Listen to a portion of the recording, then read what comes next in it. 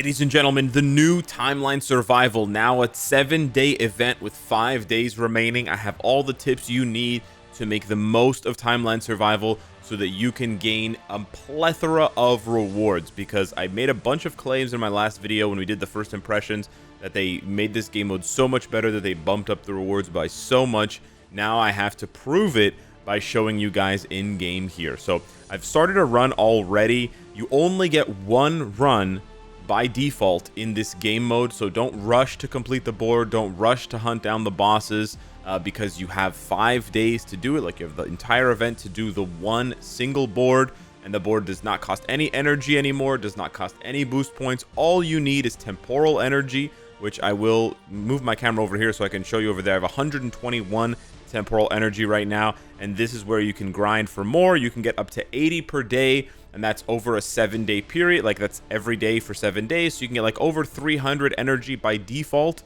Plus, you can get more energy when you are in the Timeline Survival map. Okay, so let's go ahead and kick it off. What you want to do in general, well, check out these rewards first of all. Let me put my money where my mouth is right away, and let's crack this open. Boom. What do we get? Okay, 20 TVA tokens. That's not good, but I'll show you guys some much better rewards. Now, in general, what your strategy is, you're trying to find all the bosses. You're trying to find the 3 bosses, right? You want to get that final reward, which is a chest that will have either a 3-star or a 4-star artifact in it, and it will be a guaranteed named artifact. There's no generic artifacts, so that is your goal. Your goal is to beat the 3 bosses, so you get the 3 or 4-star artifact.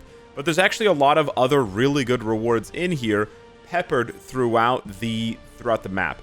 So what you want to do on your way to these bosses is you actually want to be clearing as many of these fights as possible. Okay, the higher the color, the better, right? Obviously, white being the lowest, and then green, and then blue, and then purple, and then orange, and then red. That's the same pattern we've seen for basically everything else in the game, whether it's, you know, items, rifts that you open, comic cards, etc. Right? So the more the higher the color, the more TVA tokens that you get. But you want to be clearing as many of these fights as possible, because you're going to be getting more TVA tokens. And trust me, you want to have a lot of TVA tokens. And why do you want to have a lot of TVA tokens? Well, because on top of having those distributor chests that you can go onto the tile to open to get random rewards, on top of beating the 3 bosses to get the random 3 or 4-star artifact, you also have shops in the game, right? In the Timeline Survival map, there are shops. If I scroll back to my starting zone, you can see I've already uncovered 1, 2, 3, 4, 5 shops. You can 6 shops actually, 2 red shops, and then 4 green shops here. No blue, no purple shops. Now the shops will have a bunch of items that you can buy for TVA tokens. They got rid of the things that you buy. Boom, we just got a heroic Uru, nice. They got rid of the things that you can buy for gold, and now everything is TVA tokens. So you want to make sure you have, nice, 40 free energy. You want to make sure you have as many TVA tokens as possible for when you find these shops. But take your mythic comic card. These were, I gotta tell you guys, you gotta explore the entire map. I'm not kidding you. In just the 2 minutes, right? I've gotten 40 energy, a mythic card, and a heroic Uru, and I've been stacking up TVA coins as well. So the main goal and sort of the main idea that I want you to take away from this video is to take your time when you're clearing Timeline Survival. Don't rush to beat the bosses, because once you beat the third boss, it asks you if you want to leave the map, and if you leave the map, you cannot come back. So that's the other thing that I wanted to tell you guys. You only get one shot at this if you don't spend crystals. Another mythic card, holy shit. So by all means, take your time and sort of go at things slowly. It's a 400 tile map. If you do 50 tiles a day, or maybe a little bit more than 50 tiles a day, you'll be able to uncover absolutely everything. Actually, you know what? If you do 50 tiles a day, you'll easily be able to uncover the whole map. Now, a few more points of strategy as far as uncovering the map before we get into the rest of the strategy. You're probably wondering what teams you should bring along, what characters you should bring along. We'll cover that in a minute. In general, the content is easy, so I don't want you to worry too much about who you're bringing. Bring your strongest characters. Just bring your 12 strongest characters, and you should be fine. If you're really worried about what characters to choose, bring Doctor Strange, because as long as he's at least, you know, tier 2, if not tier 3 or whatever. You know, because he has a buff removal, so that's very strong. But by and large, the mobs are actually a lot, and the fights are actually a lot easier than before, so you shouldn't have too much of a problem. Now, moving through the map, you actually don't need to, and you shouldn't, uncover every tile yourself by moving onto the tile. So you don't actually have to move 400 times. You can move 400 times. You can move one by one to every single tile. There's more than enough energy to do so, right? But it's actually not necessary, because every time you move, as you'll notice, it uncovers tiles around you and shows you what's on those tiles. So in this case, I know that I have a fight on the top and the fight on the bottom. Behind me, obviously, I have nothing because I just cleared it. And then in front of me, it's actually an empty blue tile, right? It's an empty blue tile in front of me. You can see here, but I can see that I just passed up 2 fights. So I probably should have gone down, right? And then come back up in sort of like a U shape. But again, I can go forward for another blank green tile, or I can go up for another blank blue tile. The strategy you want to employ is a snake pattern. That is the optimal strategy and the optimal pattern for this game mode.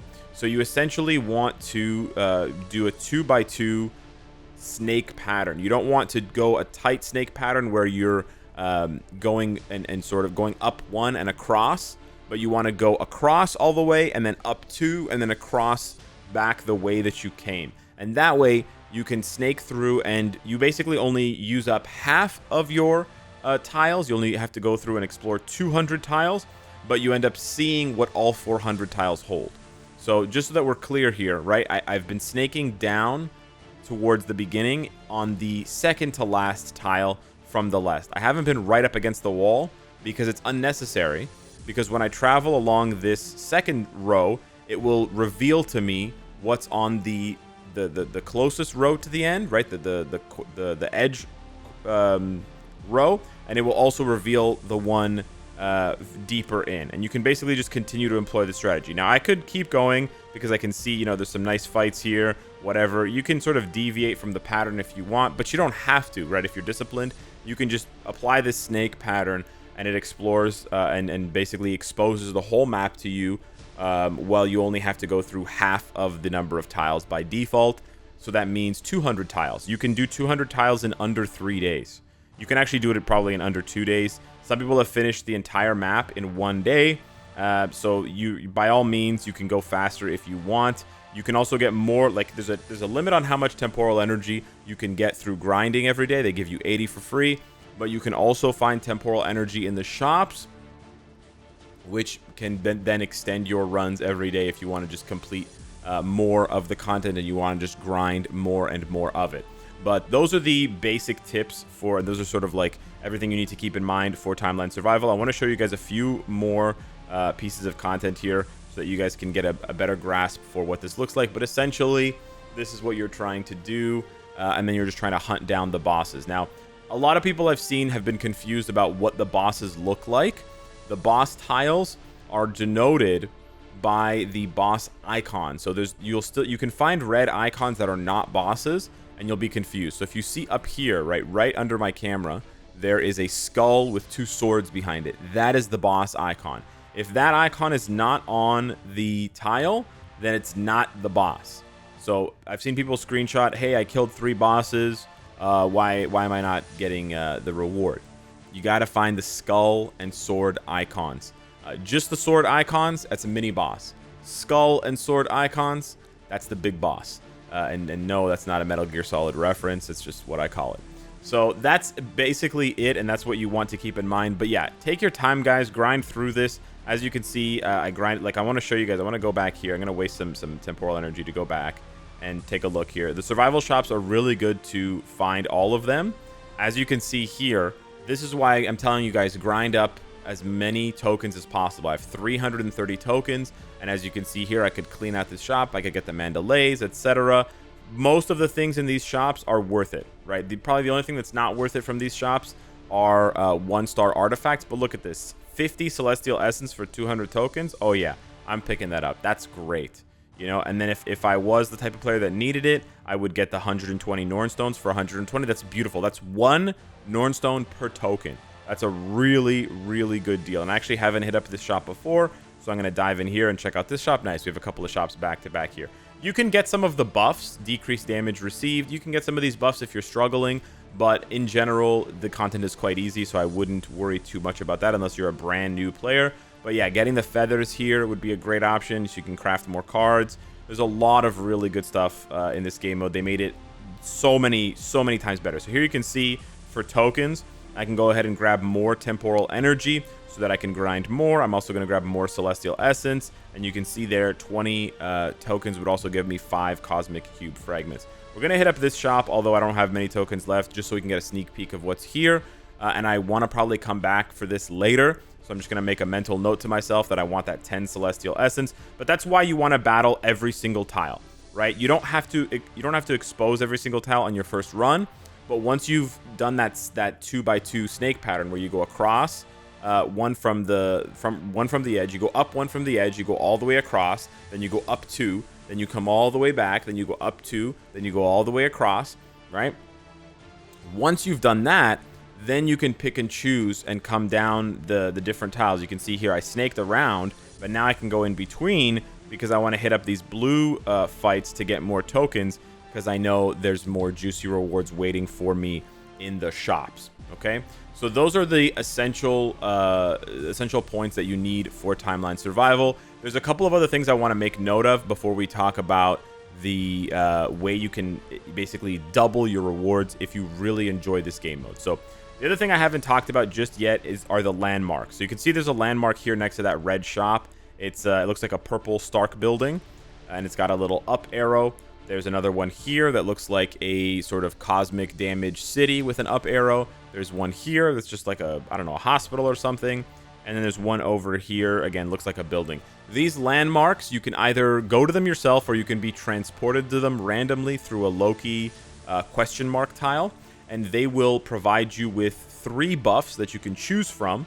And then you get to permanently keep the buffs for your run. So if you're struggling to beat the content, if you're having difficulty, I would say don't avoid the landmarks.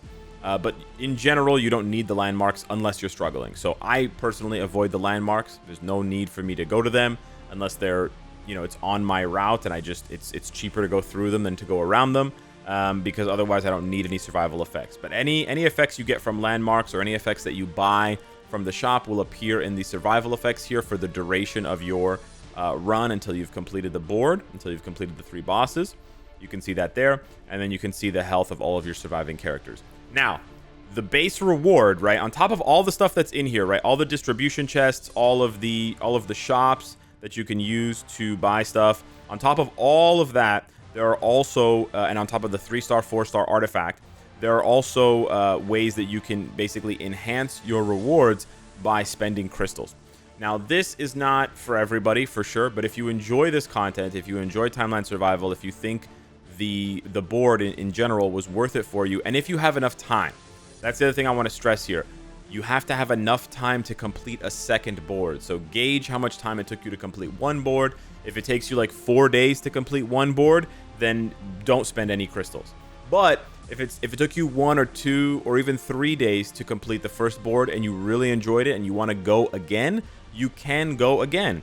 And you basically buy this chest right here. It's the survival kit upgrade chest. So it expands the maximum number of missions to 2. That means you get 2 boards, because otherwise you only get 1 board. That's the first thing. Second thing is it gives you bonus rewards for successful missions. And you can see there's bonus rewards. It basically gives you an extra 4-star artifact, a 4-star random artifact. And then it gives you more temporal energy, more temporal energy acquisition, and it gives you a discount on survival items. Now, why I'm telling people to buy this after they've completed their first board or while they've completed their first board is because although it may seem valuable, I don't want people to buy it and then not take full advantage of it. Technically, to make the most out of that survival kit, that 2,500 crystal thing that I just showed you, you would buy it at the very beginning before you've even completed your first board, right? Because if you buy it, it applies to all of the content. However, if you buy it and then you find you don't like timeline survival, then you're kind of screwed. And to make the most value out of it, you have to go and do 2 full boards, right? That's 800 tiles. So that's why I'm kind of, it's not the best advice to wait until you've done your first board to buying that, to buy this survival kit. But I also don't want people to just buy it and then, oh man, this is boring, I didn't really like this, I didn't really enjoy this. So if you think it's valuable to get an extra 4-star artifact, right, because you acquire this bonus reward here with a random 4-star artifact, and then you would, instead of having one, you'll have 2 chances, right, to get a 3-star or 4-star artifact here, because you can run the board again, which means you get the mission reward again.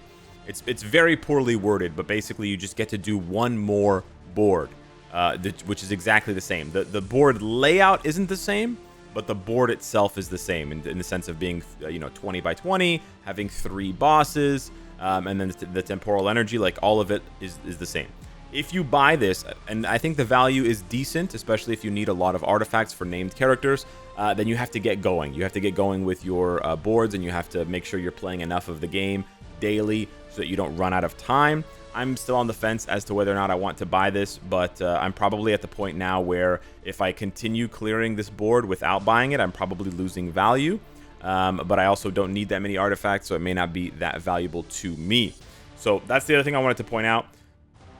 Last but not least, because everybody else can only play it once, make sure, and I can't show you this right now, but when you first go to Timeline Survival, it'll give you the option of choosing 3 difficulties: beginner, normal, and ultimate. Ultimate is the hardest one, where you have to use tier 3s. Beginner is the easiest one, where you just bring anything you have. In general, if you have even played for like a couple of months, you want to just go straight to ultimate. The difficulty is not that much higher from beginner to ultimate, and the rewards are much better. And you can only play once. Remember that. You can't play once per difficulty, like some people thought. Like, oh, I could do 1 on beginner, 1 on normal, and 1 on ultimate. You can only do 1, and once you choose the difficulty, and once you zone in with your characters, you cannot back out and try again or reset your board. The only way to play again is to buy the survival kit, which has variable value based on whether you think you need that extra 4-star artifact and whether or not you like the other rewards enough to grind for them, like the mythic cards, the stuff in the shop here. I'm gonna just quickly go and snipe what's in this. Let me open that up just so you guys have a few more ideas of what the rewards look like. And we're gonna hit up that red shop there. Okay, we got a 6-star ISO, nice. And I'll actually, oh no, whoa. Oh, there's shops everywhere. I can show you guys what the landmark looks like as well. I know it's a bit of a long video, I apologize, but it's good to show you guys as many examples as possible so you can get an idea for what to expect. And the reason why I want to make this video long is because we won't see this content again probably for at least a month. So you want to take full advantage of it while it's here now, and you want to sort of master the best strategy. Okay, nice. We're gonna get some more temporal energy. You want to master the best strategy so that you can make the most of it the next time it comes along. So there's a perfect example of a tile where people would think, people would think it's a boss, but it's not. It's got the swords, but no skull. No skull, no boss. So I'm actually just going up, up, up. This is not the optimal strategy per se as far as movement goes, but I'm just going to show you guys the reward structures. And then I'll show you what the mini boss looks like. I believe it's 3-star random artifact. That's 75 essence. So the mini boss is Enchantress. Nice. Okay. Yeah. Let's go ahead and beat her and see how many TVA tokens. She probably gives like anywhere from 30 to 50 TVA tokens. I think there's a bit of a range on it, so you may not always see the exact same number of tokens. So keep that in mind as well. You do have a range of tokens I think that can drop. 21. Okay, so maybe the range is a little bit lower for the mini bosses, but let me go back now and see what was in that red one, and we'll also show you. It's kind of annoying with the shops because you have to enter and then exit in order to go to the next square here. I probably should have gone to the blue one to do the battle and then to the landmark, but you can see the landmark here. You enter and then you get to choose one. So I'm going to increase my supervillain faction's HP because I have Magneto and Namor on my base team, and then we're going to check out this mythic survival shop, which should have better rewards. And there you go, 50 essence. That's very nice. And a random 1 to 3-star artifact chest. I probably wouldn't get the 1 to 3-star artifact chest, to be honest with you, because I really want the TVA tokens for other things, and I'm kind of hurting for TVA tokens right now. But yeah, 55 tokens for 60 black antimatter is fantastic. And again, the tokens are absolutely free. So it's absolutely a win-win. Now, the last thing here that I didn't talk about is the Loki's trick. In general, I would say avoid these. They can be frustrating. They can teleport you around the arena. Yeah, okay. There you go. So I got teleported back to the start. They can be useful in some cases, but in other cases, they're just mega annoying. So now I have just an irritating journey to basically retrace my steps here. But yeah, that was my guide for Timeline Survival. If you have anything else to add that I may have missed, hit me up in the comments down below. I appreciate you guys watching the video. Thank you so much. Hopefully this helps, and enjoy this content while it's around. I think it's excellent. I think the devs did an amazing job, and I hope that they do this more for sort of old content to refresh it. So yeah, thanks for watching. Smash the like button. It helps with the channel, and I'll see you in the next one. Take care.